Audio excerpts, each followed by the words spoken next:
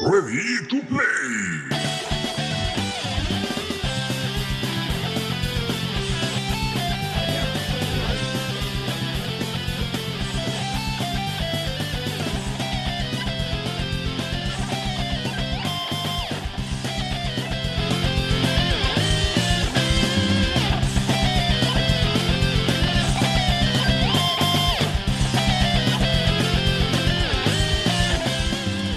Bona nit i benvinguts al Ready to Play, el primer programa de videojocs i molt més a Ràdio Molins de Rei, la 91.2 de la FM. Avui és el nostre programa número 329 i l'Adrià ens presenta un arremangat ben fresquet per refrescar-nos aquests dies de calor amb les Pitxi Pitxi Pitx.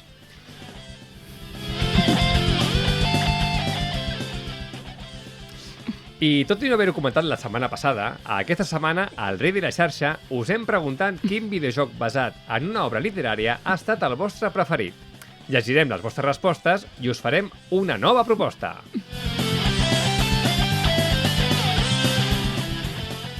I a la fase final del programa parlarem amb Oriol Bartomeu, conegut a tota la xarxa com Orilúdic, pioner i referent en el món de la comunicació en català sobre videojocs i millor persona. Us recordem que ens podeu escoltar en directe tots els dilluns a partir de les 9:08 a Ràdio Molins de Rei, i si a aquella hora, jo que sé, no podeu perquè us esteu donant un bany a la piscina o esteu, jo que sé, prenent un vermut o el que sigui, recordeu que ens podeu seguir als podcasts de iVoox, iTunes, Spotify, a la web de la casa, radiomolinsderrei.cat i també a YouTube. I com ja sabeu, ens agrada interactuar amb vosaltres, els oients. Recordeu que també ens podeu dir els vostres comentaris a les xarxes socials, ens podeu trobar a Facebook, a Instagram i X, o Twitter, com li voleu dir. Cerquem-nos com @R2pradio, el 2, com sempre, amb número. I ara comencem presentant a l'equip.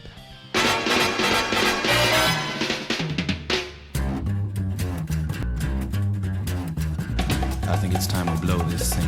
Get everybody in the stuff together. Okay, 3, 2, 1, let's jam. I bé, aquí hi ha molt bon ambient a la sala Miquel Armengol de Ràdio Molins de Rei. Adrià, bona nit. Hola, bona nit.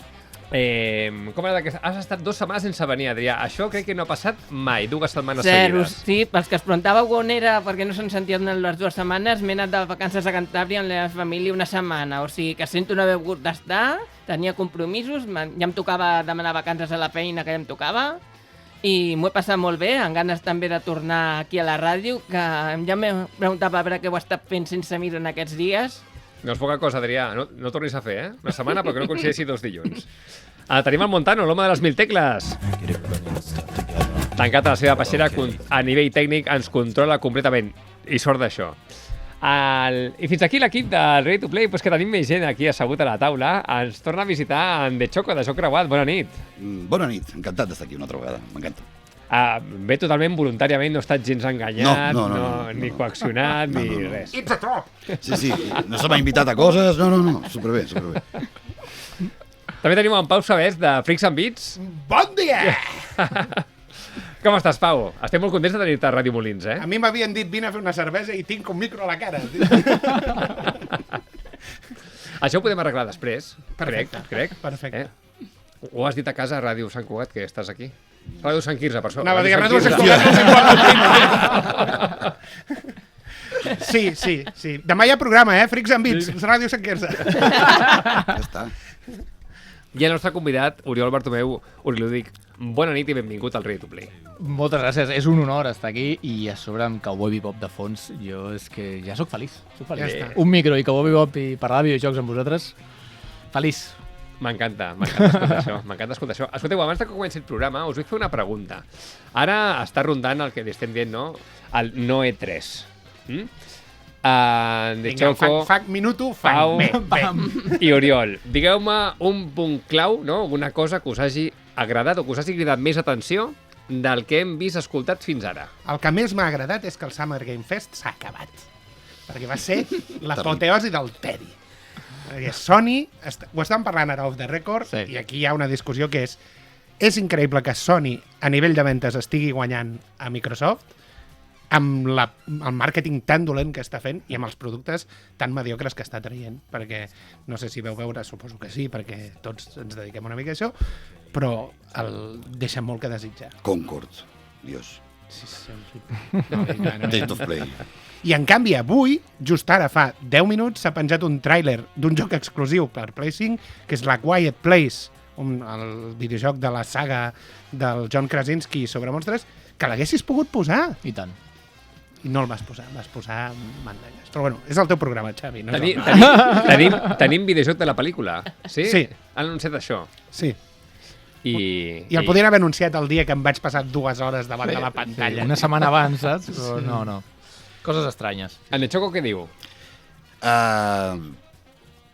El màrqueting de Sony és bastant millor que el de Xbox, normalment. O sigui, la conferència, vale, però el màrqueting de Sony li dona 50.000 bones. O sigui, bones no.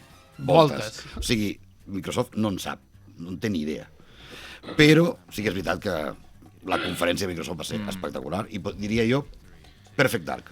Em va flipar, no s'havia filtrat res, raro també, i va ser espectacular. No sé, sortirà el 2053, però és igual. Al final tenia molt bona pinta. El Coquet ja es belluga, no? Sí, no sé si ho veuré jo. O sigui, tinc molta edat ja. Tot això eren camps, abans. Sí, correcte. O sigui, però em va sorprendre perquè no ens esperàvem ningú que sortís. O sigui, bé. I Oriol, tu què? Jo dues coses. Jo a l'Astro, perquè he jugat el primer amb els meus fills, i estic parlant de Sony, i jugar amb els meus fills a l'Astro va ser brutal, el que ja venia preinstal·lat a la Play 5. Va ser increïble. Què és Star Wars? Oh! És que hi ha hagut, qui segueixi l'Uri sabrà que hi ha hagut certa polèmica, perquè ell ara acaba d'obrir la porta de l'univers de Star Wars als seus fills. Mira, ostres, però sí, m'ha encantat el teu tuit. Com li va el salseu, el Pau, perquè ha anat... A gas, Ha entrat amb tot, O sigui, han entrat l'Oriol parlant, no? Perquè amb els meus fills estic fills jugant a l'Astro... Aquesta és la meva oportunitat. I el Pau ha dit, però i la polèmica què? No, perquè és que, clar, és la discussió de en quin moment en un nen li presentes Star Wars, per exemple. Mira, anem a deixar que ho expliqui l'Oriol. Què et sembla, Pau? Oriol, explica'ns. Ho vols explicar? Què tal Twitter? El salseu per Twitter. Què tal Twitter i el bar de borratxos? Ostres, no sé, els borratxos de vegades es comporten millor, Sí. Però ja no bueno, des que soc pare he descobert que no hi ha res més perillós que un pare o una mare. I sí, t'envien comentaris, t'envien coses de... Consells, opinions. Quines pel·lis fas veure als teus fills, que quanta pantalla xupen i aquestes coses. I, bueno, no sé. I et fan sentir mal pare. Exacte. Bueno, ho estic superant. És a dir, no tenen raó, ja està. Ja. Una cosa, el fil que vas ficar a Twitter és perfecte. Sí, és perfecte. Si no l'heu llegit, escoltat, no? Pots fer un podcast explicant-lo.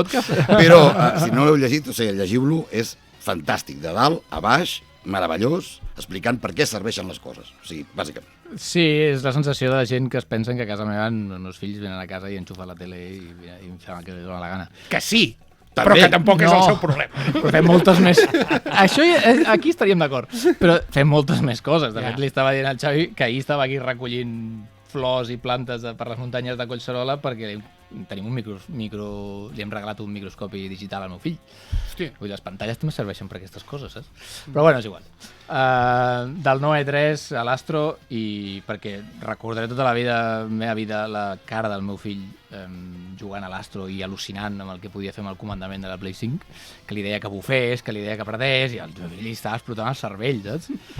I Doom, tio. Doom.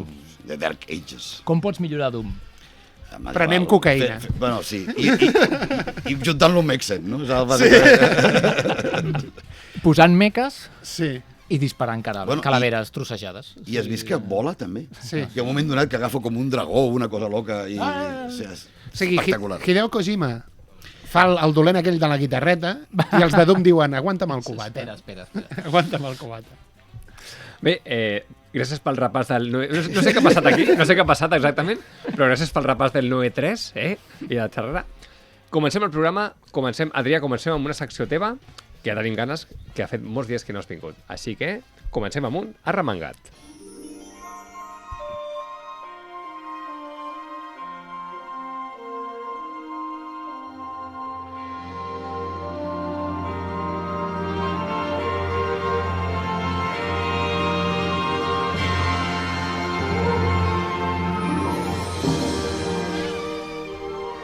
Bueno, doncs tornem a ser animat ja de manga, que l'havíem retrasat per motius que ja coneixeu, o sigui... Però ja torno a estar aquí. Molt bé, Adrià. Sí. I us porto aquesta vegada ens anem de cara al món de l'anime, on si l'última vegada ja us vau divertir parlant de Phineas i Ferb, que és una sèrie per divertir-se a l'estiu, que ja vas veure que aquí el Rafael i jo vam perdre el cap literalment, Xavi. Correcte. Doncs us porto un altre anime per refrescar-vos aquest estiu. En aquest cas parlo de Mermaid Melody Pichi Pichi Pitch, o per abreviar Pichi Pichi Pitch. Que el qui no soni el nom és un anime i manga que no és gaire popular, però des de que es va emetre aquí ha tingut bastant èxit. Pichi, pichi, pitch. Té una traducció, això? Sí, seria una traducció per dir de sirena així pel que he estat escoltant, però ara no t'ho sabria explicar perquè no me'n recordo, ho sento. Doncs vale, Adrià, Pichi, pichi, pitch. I què ens has d'explicar d'aquesta? Doncs he de dir que primer és un manga i anime creat per Michiko Yotoke i Pin Hanamori. Pel que no les coneixeu, per exemple, Michino Yotoke és una mangaka que ha treballat molt en el que és la part d'anime, sobretot anime. Ha treballat en projectes com el Senseiya Classic, XX Holly, Obra de l'Esclam, Cowboy Bebop, sintonia que hem sentit, evidentment, és la intro d'aquest any a la ràdio, Ranma, Naruto, Bleach, entre molts altres. O sigui que ha estat involucrada en feines molt importants, no? Sí, per exemple, ha estat guionista, ha estat dissenyadora o alguna cosa així, pel que he sentit. O sigui, ha fet diverses coses. I també, per exemple, ha estat involucrada en el que és la sèrie Tokusatsu, també. O sigui, pel qui no sabia el que és el Tokusatsu, són els Power Rangers japonesos, o sigui, d'on venen els Power Rangers que nosaltres coneixem. Molt bé. Per qui no entengui el que és Tokusatsu, doncs són els Power Rangers originals, els japonesos. Ara quan ho has dit, per qui no sàpiga qui és el és Tokusatsu... que volia aclarar-ho per això. Anava a aixecar la mà, jo, sí. És que ho anava a aclarar perquè potser la gent, quan dic Tokusatsu, potser no li sona. O sigui, volia aclarar-ho és d'on venen els Power Rangers que tots coneixem actualment, o sigui... I, evidentment, ja sabeu, és una de les creadores de Pichi Pichi Pitch, i l'altra és Pin Hanamori, que ha fet aquesta... Té més experiència en el que és la part manga. Ha fet, per exemple... Sapphire, la princesa cavaller, el 2008, Mi novio es un monstruo, el 2007, Yume Yume Yuyu, entre el 2005 i el 2007, evidentment, la seva obra conjunta, Pichi Pichi Pitch, del 2003 i 2005, Pichi Pichi Pitch-Aqua, que és la seqüela de la sèrie actualment en versió manga, des del 2021, i a part ha fet toms únics com Miss Dieter Heroine, Get Nude, Moonlight Goodness Diana i Cherry Blossom. Vale, això són manga, eh? Manga, això és manga. I l'altre que hem parlat de l'altre era anime, ho vull deixar ben clar perquè després no hi hagi confusió. Molt bé. I, evidentment, com hem vingut a parlar de sèrie, comencem primer amb la sintonia.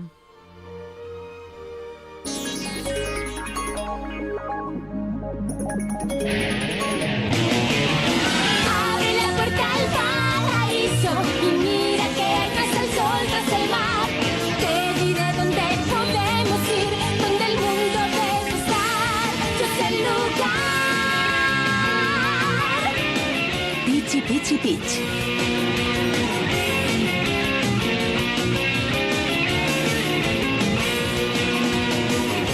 Al verte al principio, sentía a los ángeles sonreír. La lluvia del cielo era brillante. Ya estás en mi mundo. Doncs, evidentment, com ja hem dit, Pichi Pichi Pitch, el seu manga, es va publicar la primera vegada a la revista Nakayoshi de manera mensual. La seva primera publicació es va fer a l'agost del 2002 fins al març del 2005. El manga consta de 7 volums, dividit en 32 capítols i, a part, 2 especials. I, evidentment, el manga és molt diferent de l'anime, ja us dic, té diverses diferències que, si llegiu el manga i veieu l'anime, les podreu notar. I jo diré una ara, per exemple, sé que és adelantar-me una mica, però tingueu un exemple, per exemple, l'hotel on viu la protagonista, que es diu l'Hotel Perla, sí. En el manga és un hotel d'aigües termals, mentre que en l'anime és un hotel normal i corrent, o sigui, no té aigües termals, és un simple hotel on la gent va de pas i ja està. Sí, és gravíssim. Sí, quin canvi més sutil. Downgrade, però... Total. Però que sapigueu que hi podia dir moltes altres coses, però ara és la primera que se m'acudeix, o sigui... Però ja passa sovint, és no? És el que anava a dir, és el que sol passar que adapten els animes. Quan passen del manga a l'anime, aquests canvis són a ser habituals, o sigui, no tenen cap sorpresa. Però volia deixar-ho clar simplement per... Claríssim, Adrià. I ara passem a escoltar la cançó més icònica de la sèrie.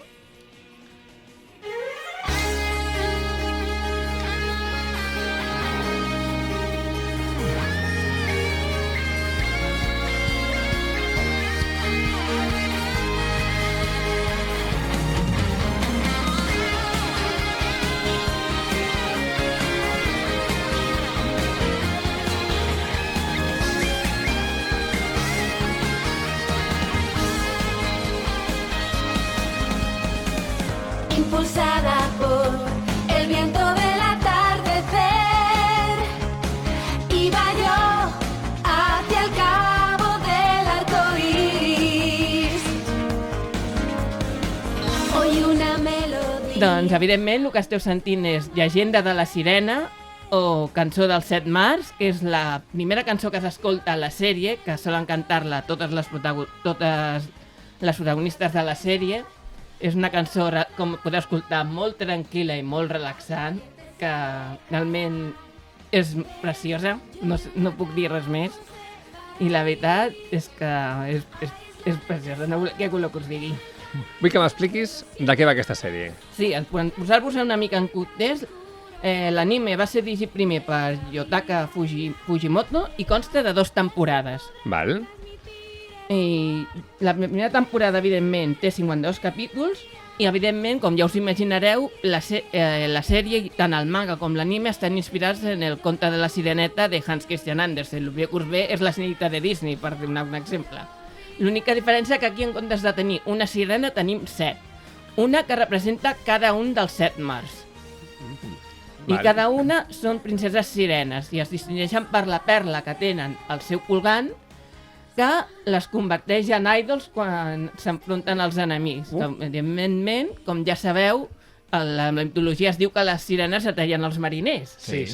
Doncs han volgut aprofitar aquesta mitologia per fer que les protagonistes fan servir les seves veus per defensar-se dels enemics.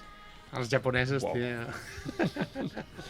mengen a part. I anant, perdona, el que tu m'havies preguntat, Xavi, per posar-vos en context de la història, ara sí, doncs la història ens parla de la Lucia, la princesa sirena de l'Oceà Pacífic, la princesa sirena de la Perla Rosa, que va al món humà a buscar un nen que va salvar quan era petita i actualment és un surfista que es diu Kaito Domoto i que va a l'institut. Però hi ha una pega. O sigui, està enamorada d'ell, però ha de descobrir ell mateix que ell és una sirena. Si li diu ella mateix es convertirà en bombolles. Val, doncs té molta relació amb el que és la novel·la original de la Sireneta, no? Sí. Val. Però mentre no sigui afroamericana no hi ha cap mena de problema. Ja hi som, eh? A veure, els del fons de la classe us vull calladets a tots dos.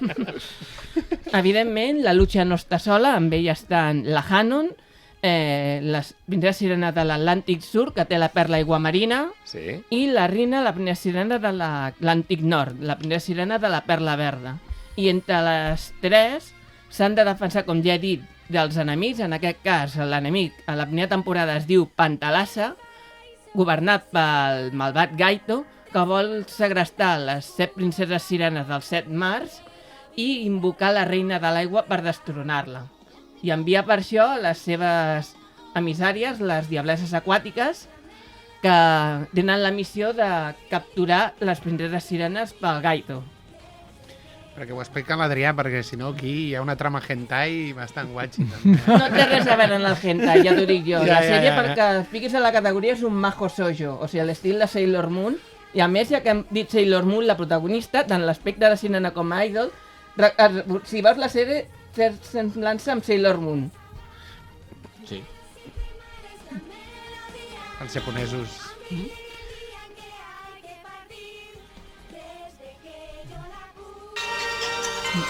Què?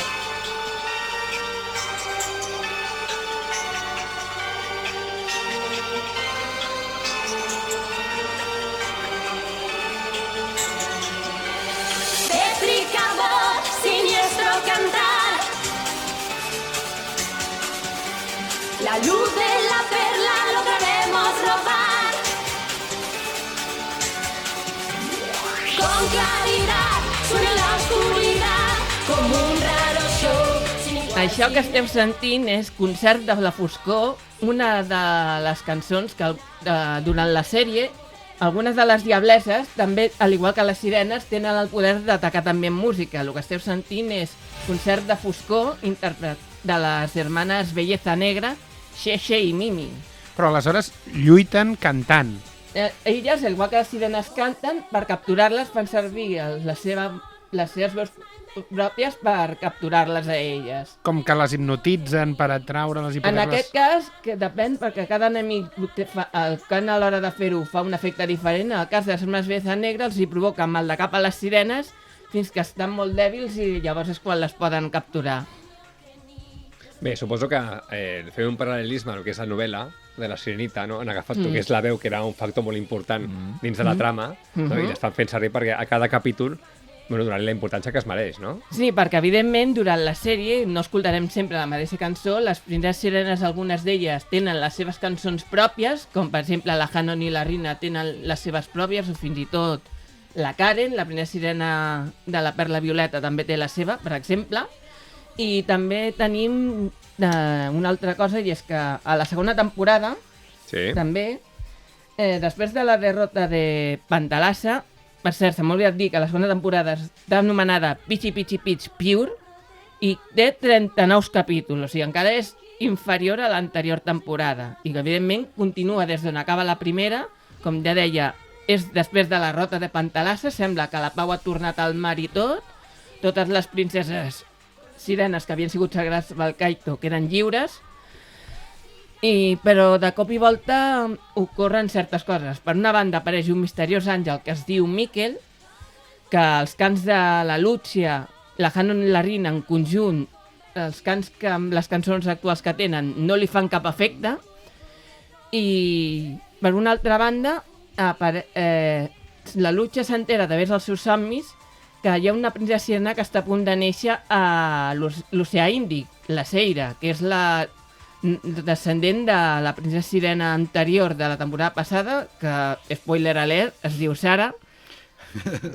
I, evidentment, l'objectiu d'aquesta temporada és, per una banda, protegir la princesa sirena Índic que està a punt de néixer, però per una altra banda, el Miquel envia a les seves emissàries per capturar les princeses sirenes per absorbir-les. Adrià, en aquest cas. Escolta'm una cosa, de les Pichi Pichi Pitch, cada cop que ho dic bé penso, ostres, no m'ho esperava que... He esquivat una bala, no? Sí. A part de manga, a part d'anime, han tingut altres sortides en altres formats, com videojocs, per exemple? Exacte, sí. S'han arribat a fer 3 videojocs de la sèrie, o sigui, basats en el primer, per exemple, en Dance Revolution, que té 8 cançons a l'ànime. Són jocs de ball? Sí. Magí Berneda, si estàs escoltant això, tens un nou videojoc preferit. Em sap greu dir-t'ho, però aquests videojocs no han arribat a sortir de Japó. No hi ha cap mena de problema. Ja els trobarem. I aquests videojocs tots van ser fets per Konami, per la Game Boy Advance. Hòstia.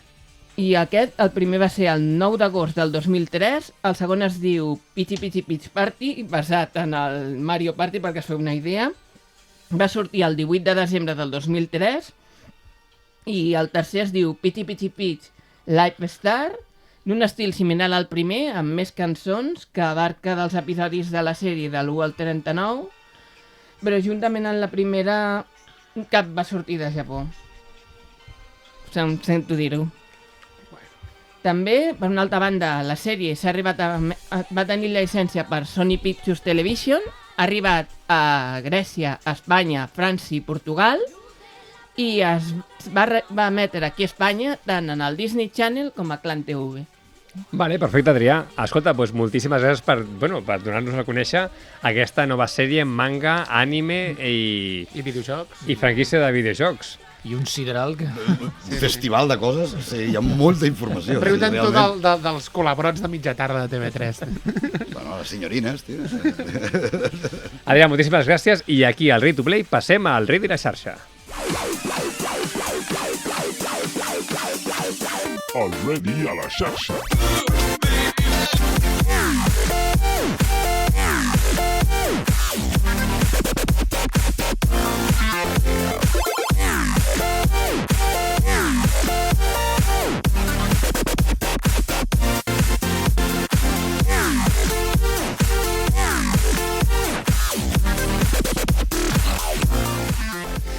Doncs bé, he de dir que al programa de la setmana passada no vaig arribar a fer la pregunta del rei de la xarxa, així que us heu trobat directament a les xarxes socials. La pregunta venia a ser: has llegit mai una obra literària després de jugar al seu videojoc? O potser va ser al revés? Aquesta pregunta l'he formulat de diferents maneres a les diferents xarxes i hi ha hagut moltes respostes molt interessants. Adrià, a Twitter, què tenim? Doncs mira, tenim per exemple la P60 que diu: no és una adaptació directa i fa anys que no el jugo, però el recordo amb nostàlgia. Prisoner of Ice del 1995. Bona aquesta. També Molt bona. tenim l'Irene Puig Roger, diu: doncs bàsicament vaig intentar jugar tot el que surt de Doom per culpa de les novel·les, però destacaria com bon joc el Spice World, que vaig començar a jugar perquè era de Doom, però com a joc que val la pena per ell mateix, al revés, curiosament no m'ha passat. Aquí... Ara trauran un nou Dune, que aviam com surt. Nou videojoc de Dune. Sí. No, la pel·lícula, el Denis Villeneuve I no, ja té la mà així com l'egipci esperant. Perquè si heu llegit les novel·les, ets un malparit, Denis Villeneuve. No, ara pensava que no ha sortit un nou llibre de Dune. No. Sí. Bueno, els fills feien. El fill està cobrant. Les prèvies, sí, no? Va fer 2 novel·les anteriors. Sí, sí.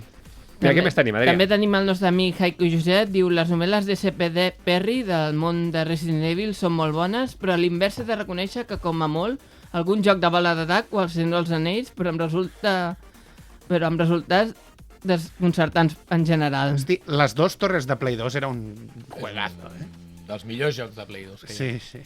I a més perquè en aquell moment feien aquella transició de la pel·lícula al videojoc que deies: estic a la pel·lícula! I ara ho mires i et cau la retina, una miqueta. Sí. Tenim algun comentari més, Xavi? A veure, també els de fricoteca.cat en diu: mira que adoro la literatura i els videojocs, però juraria que no he consumit mai res que compleixi aquesta definició.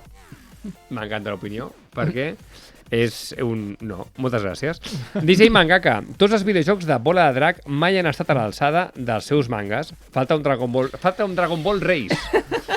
No estaria mal, Bueno, van intentar fer el cagarrut, però no els hi va sortir bé, i en modo història, i al final t'has de quedar amb els Budokais, que són els dos tiejas, perquè modo història... Per mi, dels millors, el va fer descobrir el David Jaume Andreu amb el seu llibre, i és un de Game Boy Advance, el Dragon Ball de Game Boy Advance. Adventures, no? Sí, és un 2D, que vas pagant mastegots, però és que cada fase canvia. Ara vas amb el núvol Quinton, és espectacular, Però no és un... O sigui, la idea d'un món Bola de Drac, que era el que intentaven fer amb el Kakarot, sí. Allò seria el videojoc. Sí, però havia de ser, Però els hi falta carrer. Jo no diré el que opino dels videojocs de Bola de Drac. Sí, home, sí. Bé. Entra al fang. No, bueno, m'agrada la sèrie perquè la primera sèrie i tal, perquè em van pillar molt com tocava, però els videojocs és que no he pogut entrar mai. O sigui, és que els videojocs els de lluita... Són llum i color. Amb una avall, volant, volant... Bueno, és igual, no cal tant. Però no, crec que encara falta que surti el joc que faci el boom, saps? De història o RPG o el que sigui. Mira que no soc d'RPGs, però... Xavi, entrarien a la teva pregunta Batman? Batman... Bueno, com a obra literària, sí, Clar, per què no? considerem els còmics com a obra literària, o els Spider-Mans, per exemple. Sí, bona premissa. Perquè els Arkhams són molt bons jocs de Batman. Molt bons, i tant. Però et faria jugar a l'Arkham posar-te a llegir còmics del Batman? Sí. Sí. Jo he fet el camí invers, però jo crec que sí. Sí, de fet, hi ha moltes coses que et fan rebuscar, no? Novament. De fet, jo vaig jugar a l'Arkham Knight i arrel del missatge que hi havia en el trajo del Robin del Joker a Arkham Knight, que et surt allò de qui riu ara Batman, vaig rellegir-me un parell de còmics del Batman. O sigui que ja és més per nostàlgia, no per el Batman, vaig a llegir còmics. No, sí. Havies llegit, fas el videojoc i tornes a repasses, no? Ara estava pensant, Arcane sí que et pot fer jugar al videojoc, per exemple. O O sigui, Arcane, la sèrie animada. Arcane com a sèrie animada, no com a obra literària. No, en aquest cas, sèrie animada, dius, ostres, això mola molt, després el LOL ja és otro mundo, però almenys la sèrie és tan bona que et pot fer intentar saber què és aquell joc. O Fallout. Compte, entrar al LOL. Sí, aquí ho dic, compte, jo vaig fer una partida l'altre dia, dius, hòstia, que ha passat 45 minuts, hòsties. No. Tu, seguim. Sandra Confitada ens diu, ostres, doncs no. Sí que vaig veure en Titafred a Twitch jugar al The Expanse i em va acabar de decidir per veure la sèrie, però no hi he jugat al joc ni crec que llegeixi els llibres, en el que el Titafreda contesta.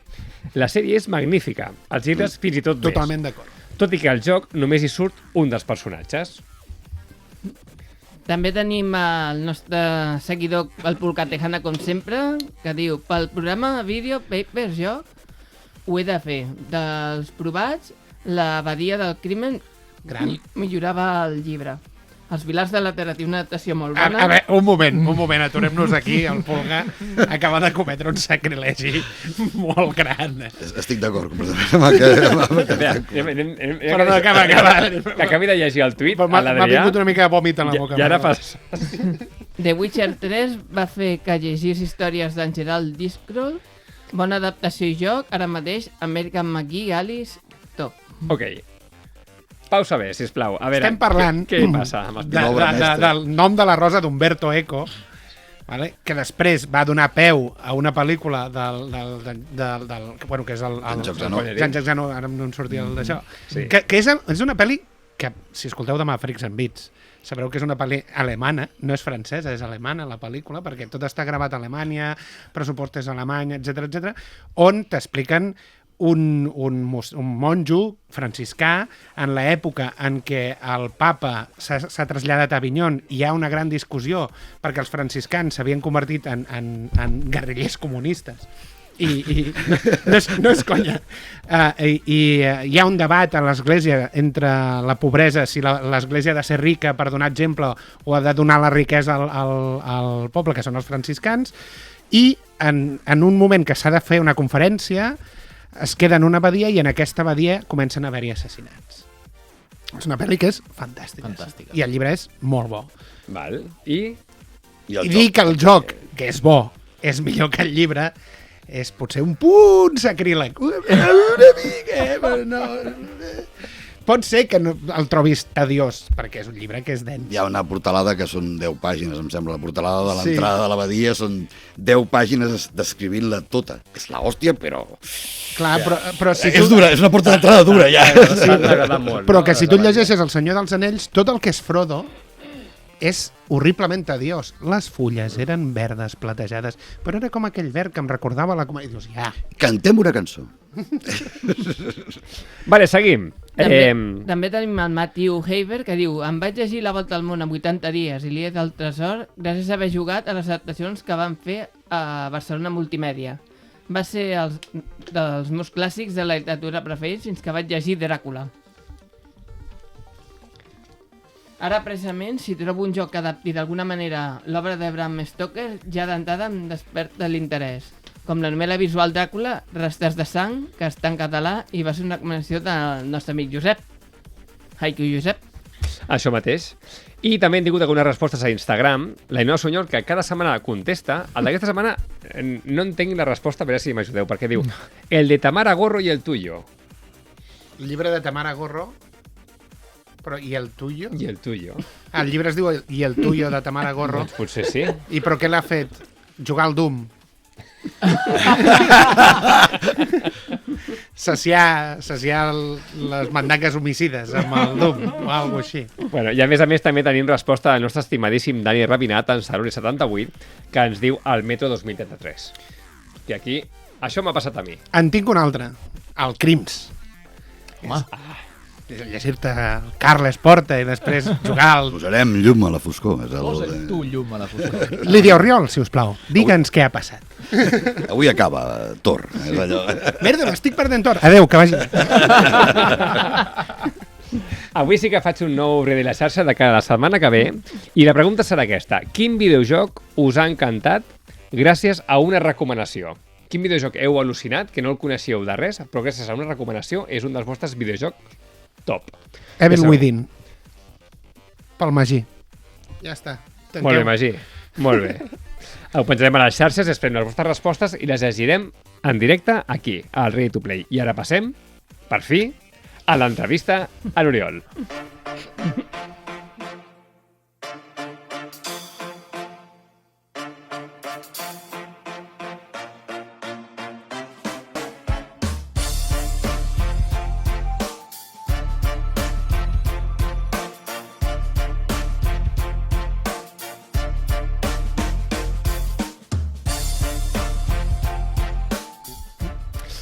Oriol Bartomeu, a partir d'ara et diré Oriolúdic, perquè és com et coneix pràcticament tothom. Molt bé. Sí? Bueno, s'ha de dir que et descobrís ara mateix, no t'haurà descobert perquè t'haurà vist, t'haurà escoltat a Punts de Vista, a la 2, Radio Televisió Espanyola 2. Com es diu ara aquest canal? És Ràdio Televisió Espanyola a Catalunya. Sí. I fan la desconnexió. És Sant Cugat, no? El clàssic Sant Cugat de tota la vida. El bo és que la televisió convencional, qui la mira ara? No? Horaris, tal.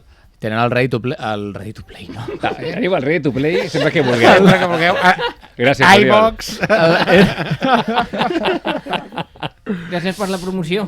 Teniu una aplicació espectacular per a Smart TV que es diu RTV Play, que és al·lucinant. Jo no la coneixia i quan vaig entrar al Punts de Vista hi vaig entrar i és increïble, funciona molt bé i és tan espectacular o més que Netflix, pots mirar tots els programes i tal, i allà es pot veure els programes quan ja estan penjats.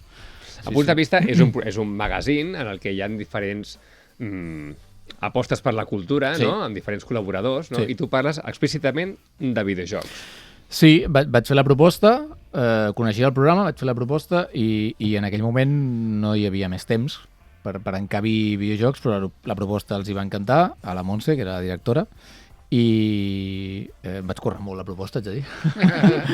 Era un PowerPoint espectacular i de cop, sortint de la pandèmia, la cosa va canviar, van passar a un programa diari i va dir la Montse, jo vull videojocs a la cultura. I no passa sovint això, tots ho sabeu, que tinguis videojocs en català en una televisió pública parlant dintre d'un programa de cultura. No parlem de diners, no parlem de que la indústria factura el triple que el cine i la música junts i coses d'aquestes, parlem de cultura. I, hosti, nois, és que això costa molt. És un luxe i un privilegi a la vegada. Sí. Fins que va arribar el Patrick Urbano, tio, i va aconseguir que Home, TV3 ja era hora.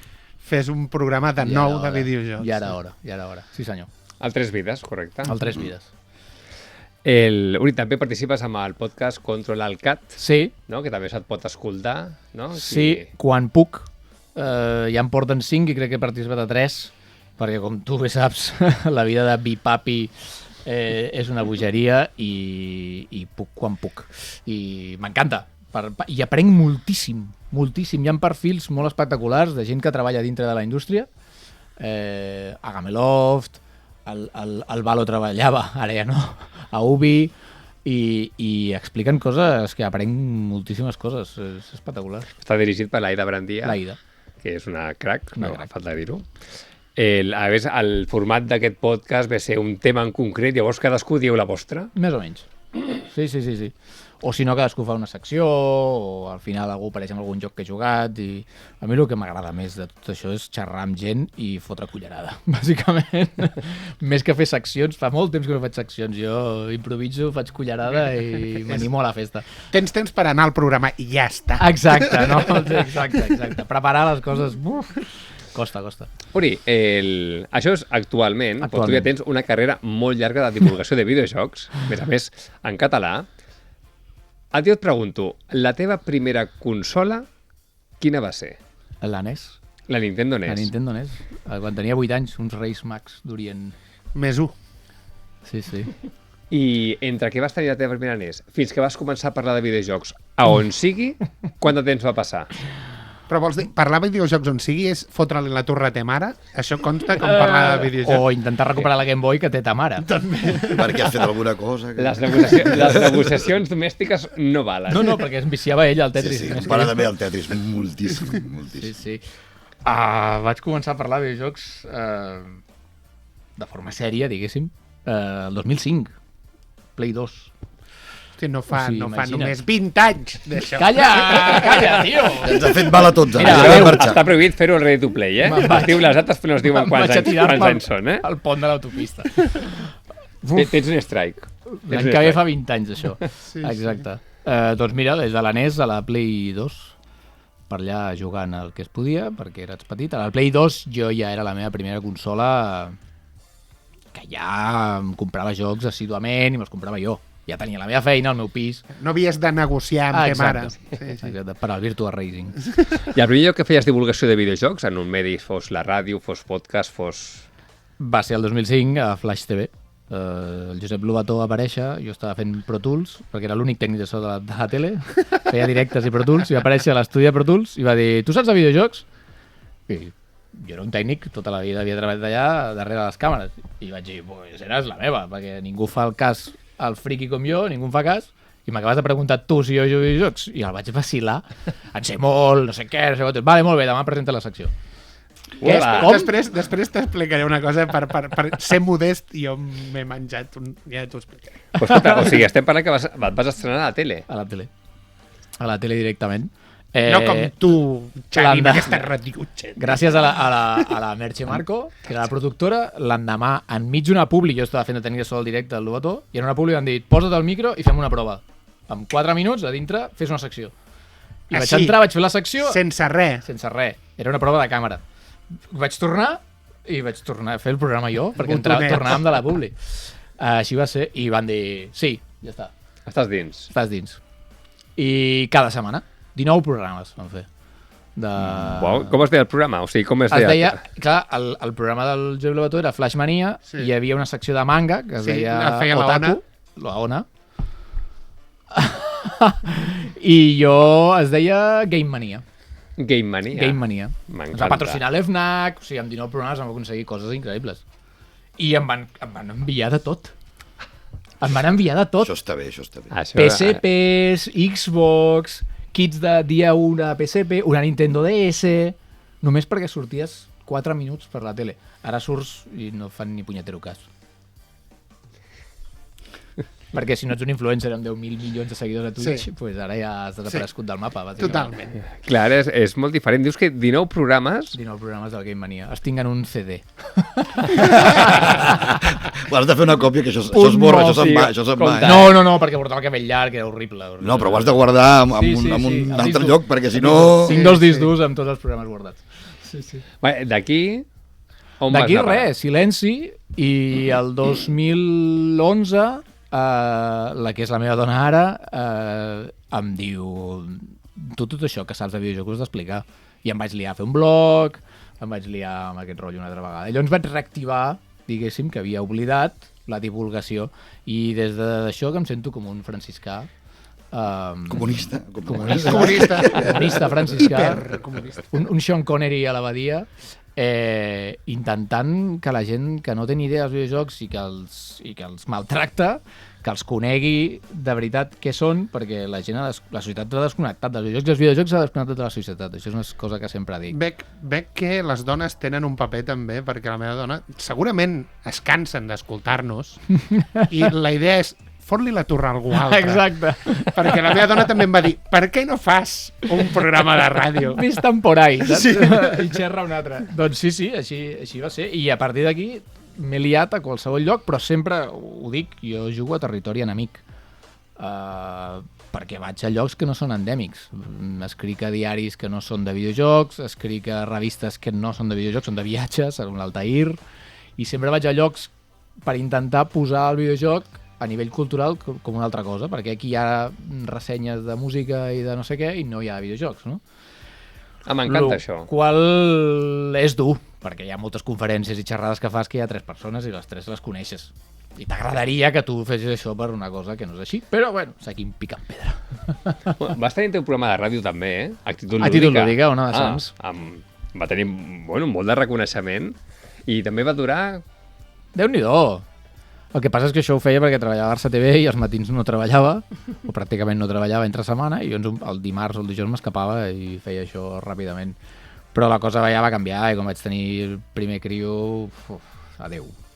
Diu, prepara tot això... El concepte de temps lliure canvia totalment. També em vaig liar a fer Twitch, i aquestes coses, però nosaltres, a plena pandèmia, consumíem moltíssim a YouTube, per exemple. Sí. Feies cada dia, a més era cada dia. No, però és que això ho vaig fer a Instagram i feia una recomanació diària. Sí. Vaig fer 90 recomanacions, els 3 mesos de... És una feinada, però no devia intentar fer allò, notícies diàries i coses així, i al final és molt de temps. Quan tothom estava dormint, posava el mòbil i feia 2 minuts, que és el que era el vídeo de Twitter i Instagram. Sí, tu durant el confinament vas fer una recomanació d'un videojoc diari. Cada dia. Diari. Sí, i res, això, escriure qui vulgui en el seu vaixell, d'escriure o parlar o xerrar o sortir per on sigui a fer videojocs, m'apunto. Sí, perquè has col·laborat amb molts formats i amb molts companys, perquè ara mateix, per exemple, tens un... comentàvem Off the Record, que amb Lúdica, també els companys que han estat aquí al Ready to Play i dissabte que ve gravem. Tenim molts amics. Ja he anat 3 o 4 vegades i m'encanta. M'encanta, és un podcast que també em sembla superinteressant i aprenc també moltíssim. M'agrada molt Lúdica. Però clar, és quan puc i on puc. Oriol Lúdica, et faig un qüestionari mare. Molt ràpid. Vinga, va, som-hi. Vale? L'Albert, en De Choco i en Pau i l'Adrià, evidentment, us podeu afegir, sí? Perquè serà preguntes ràpides, sí? A veure, Super Nintendo o Sega Mega Drive? Mega Drive. Super Nintendo. Fora. Ja m'han fet fora 3 cops. Què fas aquí dintre? Jo volia comprar-me la Super Nintendo, però no n'hi havia i em vaig comprar la Mega Drive. Ostres, i vas quedar content? Era amb el Mega CD. Mare de Déu. Bueno, ostres, no va estar mal, 80.000 pessetes, sí. Jo no he jugat cap de les dues, però si hagués d'escollir, jo crec que tiro per la part de Nintendo, em sembla a mi, Super Street Fighter 2 Turbo. PlayStation 1 o Sega Saturn? PlayStation 1. Sí. PlayStation 1. Li tinc molt carinyo a la Saturn, però a la Play 1. És que va revolucionar tot. Sí. A més, vaig llegir l'altre dia un fil a Twitter que explicaven d'on surt. Que inicialment Sony i Nintendo anaven junts i tot allò de que Nintendo els va dir esteu sonats. Totes les consoles del futur, totes venen de Nintendo. Sí. Totes les que van anar sortint. Jo he de dir que la Play 1 va ser la meva primera consola.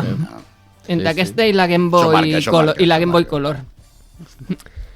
Xbox, la primera, o GameCube? GameCube. Ostres. Jo vaig ser de Xbox. A la primera. GameCube no la tenia, però anava a casa del Martí Miret, que sortia a Flash, érem col·legues, i no oblidaré mai a la meva vida les hores jugades a Halo, ell i jo, en cooperatiu. Allò era increïble. O sigui, estava enamorat de la Xbox i no la tenia fins que la vaig tenir, però no tenia els calés i anàvem a casa del Martí i jo Xbox. Halo. Halo, a muerte. I el de Choco? GameCube. Encara que jugava al Halo, aquest, al Corte Inglés de Diagonal. Que anava allà i deia, uoh. La GameCube té el Snake Twins, el Twin Snakes del Metal Gear. Ja està. I Resident Evil 4, per favor. També. I Metro. Bueno, jo és que la Cube a mi em va marcar pels jocs de Pokémon Colosseum i XD. Cadascú el seu ninxo, aquí. Sí, PlayStation 3 o Xbox 360? Quina mena de pregunta és aquesta, tio? PlayStation 3. Mira, jo PlayStation 3. Però tampoc oblidaré mai Max Payne 3. Quan va sortir Gears of War. Allò va ser increïble. A més, van fer un event a Barcelona. I van convidar a la tele. Van convidar a Urbe TV, que jo estava a Flash TV i va passar a ser Urbe TV. I van convidar a la tele a gravar coses, no vaig poder anar. Però eren tots els periodistes allà provant el Gears i quan vaig veure les imatges que portaven els col·legues que van anar a gravar, va ser que, però què és això? O sigui, què és això? Evidentment va caure poc després la 360. Vosaltres dos, Pau i Albert, què? Jo, PlayStation. Xbox 360, però donat de calla. I sobre 2 o 3 perquè van trencar. Allò de bueno, vermelles. Les llums vermelles. Però això passava tant amb la 360 com amb la Play. Sí, que sortia la llum groga aquella. I estaves... perquè ja estava. Sí. Però clar, surten els Call of Duty Modern Warfare, el Max Payne 3, el Metal Gear, el The Last of Us, el GTA V. Uncharted. El Last of Us, mira que anava tan a patades. Sí. A la Play 3. Jo me vaig comprar després. Jo primer la 360, després la Play 3, amb el Gran Turismo i els Uncharted. Uncharted. Recordeu que... I a partir d'allà... Però al final, 360. Play 5, Xbox Series o Nintendo Switch? La que és... Et diré la que utilitzo més, que és sèries. És la que utilitzo més. Això és l'exemple de la discussió que teníem off the record, que és que un hardcore gamer al Game Pass li treu suc. Molt. Però un jugador normal i corrent no. Aleshores, tot el que és hardcore gamer amb el Game Pass es farà pipes. És increïble. Però jo he tingut la Play 5 parada molt de temps. Última pregunta. Va, ok. Aladdin, de Super Nintendo o de Mega Drive? Si me la fas, ja és un insult. Però és que és criminal la pregunta. O sigui, És com no el hi ha Rei León, color. també. No hi ha color. És Mega Drive a muerte. De carrer, a més. Però no té cap mena de sentit. Jo no els he jugat. Ni un ni l'altre. Fes-ho. Ara he jugat els dos No, per perquè veure. si no hauràs de formar part d'aquesta disputa. Calculta. Vale, ens reclamen ja al final del programa amb la sintonia del Monkey Island. M'acomiado a tots vosaltres. En Montano, en primer lloc, l'home de les bibliotecles, gràcies per tot. Adrià, gràcies per tornar Un aquí al plaer Ready to tornar a Play. seguir. Pau Sabés, recorda els Pics Ambiteros Ara els hi transmeto. i torna a venir quan vulguis, ja ho saps. Sempre que em convidis, ja ho saps, Xavi. De Choco, moltes gràcies per estar aquí en nom de Joc Cap Creuat. problema, tinc 3 minuts de casa. Unilúdic, moltíssimes gràcies per venir avui a Ràdio Molins de Rei aquí al Ready to Play. Estem molt contents de tenir-te. No, content jo, ha sigut un honor, és un plaer. estar aquí. Continua parlant de Moltes videojocs a tot arreu, en totes les disciplines que trobis, fica allà, pum, La pota. al palmell del videojocs. Ho intentarem. I bé, i en Xavi P6, que sóc jo, doncs s'acomiada a tots vosaltres fins d'aquí 15 dies, perquè recordem que la setmana que ve és Sant Joan, així que 15 dies aquí a un nou programa del Ready to Play a Ràdio Molins de Rei. Fins aleshores, una forta abraçada. Adeu! Adeu!